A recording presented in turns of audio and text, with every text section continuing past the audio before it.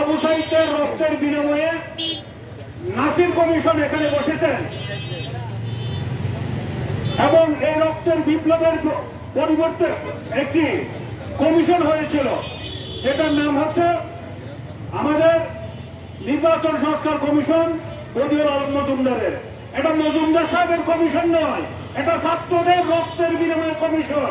সেই কমিশন একটি প্রস্তাব করেছে নির্বাচন সংস্কারের এবং রাজনৈতিক দল নিবন্ধনের, কিন্তু বর্তমান সিইসি সহ নির্বাচন কমিশন এই ছাত্র অভ্যুত্থানের পরে গঠিত সেই কমিশনের রিপোর্টকে অগ্রাহ্য করে, সেই প্রস্তাবকে অগ্রাহ্য করে ফ্যাসিস্টের আইন অনুযায়ী রাজনৈতিক দলের নিবন্ধনের উদ্যোগ নিয়েছে।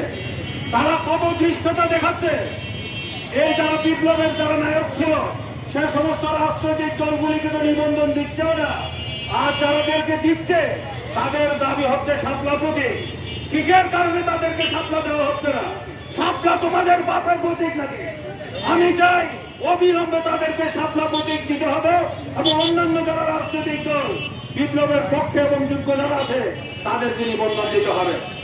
বন্ধুরা আমার, নির্বাচন কমিশনারকে বলতে চাই, যারা রাতের ভোট করেছিল, যারা দামি নির্বাচন করেছিল, তাদের পরিণতির কথা একবার ভাবো। এর চেয়ে কঠিন পরিণতি আপনাদের জন্য অপেক্ষা করছে। আপনারা একটি দলের সকল দেশের সকল অর্গান নিয়ন্ত্রিত হচ্ছে ডক্টর ইউনূসের দপ্তর থেকে। আর মনে হয় শুধু একটি দপ্তর, বিদেশি কোন সংস্থা কিংবা বিদেশে অবস্থানরত কোন ব্যক্তির ইশারায় এই নির্বাচন কমিশন পরিচালিত হচ্ছে। অবিলম্বে এই নির্বাচন কমিশন যদি নিরপেক্ষ না হয়, নিরপেক্ষ আচরণ না করে আম জনতাকে সাথে নিয়ে অতীতের নির্বাচন কমিশনের যে পরিণতি হয়েছে, আজিজ জকরিয়া কমিশনের যে পরিণতি হয়েছে, হুদা কমিশনের রাকিব কমিশনের যে পরিণতি হয়েছে, এই নাজির কমিশনেরও সেই পরিণতি ভোগ করবে। তিনি বলেছেন সকল দলের জন্য তার দরজা খোলা, তার দরজা খোলা, কিন্তু মনে হয় চাবি তার কাছে নাই।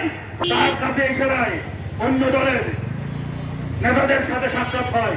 আমাদের দাবি সুস্পষ্ট, অবিলম্বে নিবন্ধনকে কালো আইন বাতিল করতে হবে এবং অবিলম্বে নিবন্ধন প্রত্যাশী যোগ্য যে সমস্ত দল আছে তাদেরকে নিবন্ধন দিতে হবে এবং নির্বাচন কমিশনকে প্রমাণ করতে হবে তারা ফ্রি এবং ফেয়ার, তারা সকল দলের জন্য সমান অধিকার নিশ্চিত করবে।